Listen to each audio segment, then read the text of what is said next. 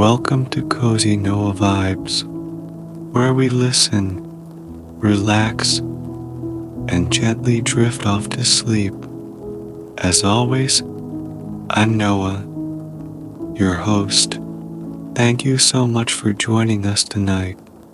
Tonight, we are going on an enchanting journey to Michoacán, Mexico, to celebrate the Day of the Dead.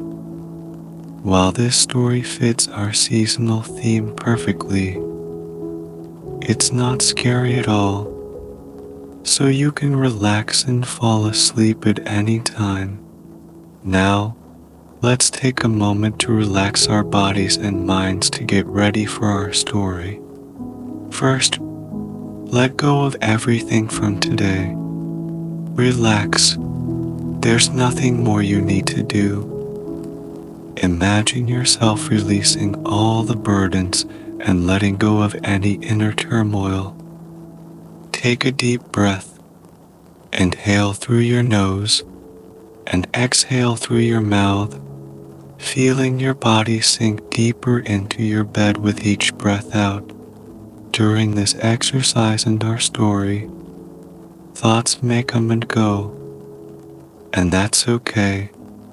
When they do, gently bring your attention back to this moment. Now, imagine a warm beam of sunlight coming in. Wherever this light touches, it brings warmth and relaxation, dissolving all tension and bringing relief. Picture this light starting at your toes, warm and comforting, spreading to your feet and moving up your legs, hips, and abdomen, gradually easing all discomfort. As it continues to spread upwards, the warm sunlight covers your chest and back, moves to your shoulders, down your arms to your hands and fingers. Now, it spreads to your neck and throat, soothing your vocal cords. And finally, the warm light covers your head and face, enveloping every inch of your skin. Your entire body now feels relaxed and refreshed. Keep sinking deeper into this relaxation. Meanwhile, let's begin our story. Standing on the edge of a large square in a bright November day in Mexico,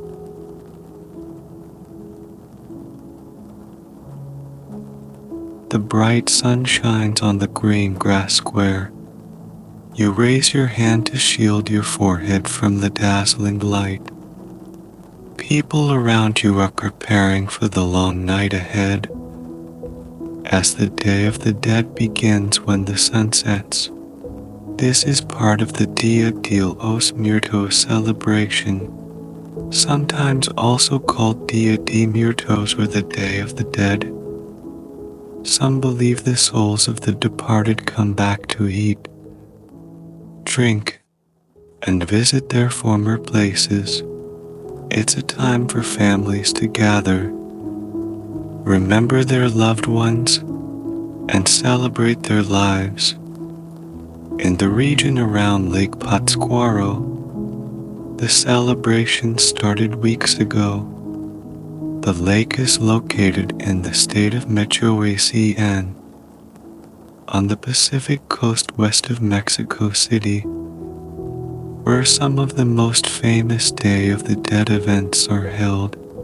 The first stop on this journey is the hidden mountain town of Capula, a small village known for its exquisite pottery and art. 2 weeks before the festival, Capula starts its famous Catrina Fair, Feria de la Catrina. This festival celebrates the rich history of the Catrina figure, which has become one of the most recognizable symbols of the Day of the Dead even outside of Mexico. She is typically depicted as a skeleton wearing an old-fashioned dress and a wide-brimmed hat. The women of Cupola dress up as Katrina and walk through the streets. They wear shiny satin gowns in deep purples and midnight blacks, with delicate lace trim at the hem. Their eyes peek out from under the brims of their hats, some covering their faces with black veils, but you can always see their signature makeup: white cheekbones, hollow eyes, and skeletal teeth. During the festival, one woman will be crowned the Queen of the Dead, but to you, they all seem like the messengers of the night. The image of Katrina dates back to illustrator Jose Guadalupe Posada. Born in 1852 in Mexico, he was known for his social commentary through art. He created many satirical works, published in newspapers and pamphlets, criticizing major social and political issues of his time. Perhaps his most famous work is La Calavera Garbanceray, which criticized the leader's obsession with European high society during the Mexican Revolution. The original artwork shows a skeleton's chest, shoulders, and head, with large white teeth, wearing an enormous lady's hat adorned with flowers and massive feathers, resembling an umbrella. This artwork later became known as La Calavera Katrina, or elegant skeleton, and over time, this image entered Mexican culture in various forms, even appearing in a mural by renowned artist Diego Rivera, where she stands between him and his wife, fellow artist Frida Kahlo. Now, she is most commonly seen in Day of the Dead celebrations, where people may dress up as various skeletons. But Katrina is the one you are most likely to see in Cupola. As you browse the artists and market stalls, you see her image everywhere, with skeletal statues grinning at you from display windows. In one showcase, several skeletal statues are arranged as members of a mariachi band, dressed in white shirts, red ties, and intricately embroidered black jackets and pants, each holding a tiny instrument, as if you can almost hear the music they are playing. Cupola is a beautiful place to start understanding the aesthetics of this special festival. Walking through a narrow alley, you watch the papal picadoo decorations fluttering in the air, these intricately cut paper squares catching the wind and letting souls pass through them, vibrant in color and telling stories, just like many aspects of this festival. Leaving Cupola, you descend the mountain to the town of Pátzcuaro by the lake. During the holiday week, it is the hub of activities, but every village around the lake has something to do. Upon arriving in Pátzcuaro, your first stop is the Plaza Grande, home to another crafts market. The stalls are tightly packed, selling pottery and other local crafts. At one stall, a woman shows you ceramic skeletons adorned in russet and white, with white paint around their eyes and mouths. She also displays famous Ocamaicho pottery from the town of the same name in Michoacán, showcasing fantastical scenes of mermaids and gods, strange animals, and little devils, reminding you of visions from dreams. Nearby, a man has rows of white sugar skulls, with jewels for eyes glistening in the light, their foreheads yet to be inscribed with the names of loved ones, to be written at home, dedicated to those who have passed. The market is bustling with activity and anticipation, people hurrying to prepare for the coming festivities. Children run between the stalls, laughing, and adults greet each other with smiles.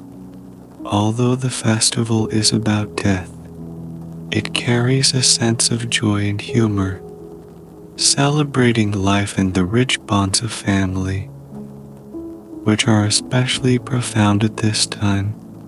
It's easy to be swept up in this feeling of remembrance and love, which seems to fill the air around you. After spending the day at the market, you return to your room in a historic building in town. Lie down on your bed, close your eyes, feeling good, and rest after an exciting day. The moon hangs high in the night sky. Mythical creatures and grinning skeletons dance in your mind. A few days later, it's time to visit the flower market near the cathedral. A wondrous world. Your senses are surrounded by the dazzling colors and sweet fragrance of marigolds, Ceci and Pasajil or Mexican marigolds. These vibrant orange and yellow flowers are the iconic blooms of the Day of the Dead. Known as the Flower of the Dead, their petals pave the way to the cemeteries, guiding the souls back home. You see some people buying flowers, others holding wreaths and bouquets made from these blossoms, which they will take home to place on their family altars of Rendez. Each family altar is a heartfelt tribute to their departed loved ones, filled with their favorite foods and drinks, photos, and other mementos, along with these vibrant flowers, showing the way home to the souls. As night falls, you visit a cemetery outside the town. Serene place with marigolds swaying in the breeze and candle flames flickering in the darkness, creating a mystical yet warm atmosphere. Families gather around the graves, sharing their night with the departed, some singing, some telling stories, children playing nearby, their laughter mingling with the starlight. You are deeply moved by this scene filled with love, feeling a sense of peace and tranquility in this quiet and sacred moment. As the night deepens, you return to your bed, falling to sleep with a deep understanding of the dead and a profound appreciation for life.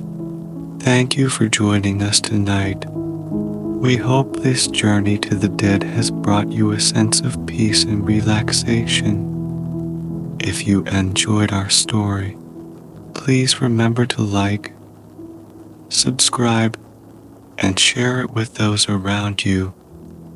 That way, you can always get our latest stories and help more people enjoy these quiet moments. Have a wonderful night, and we'll see you next time.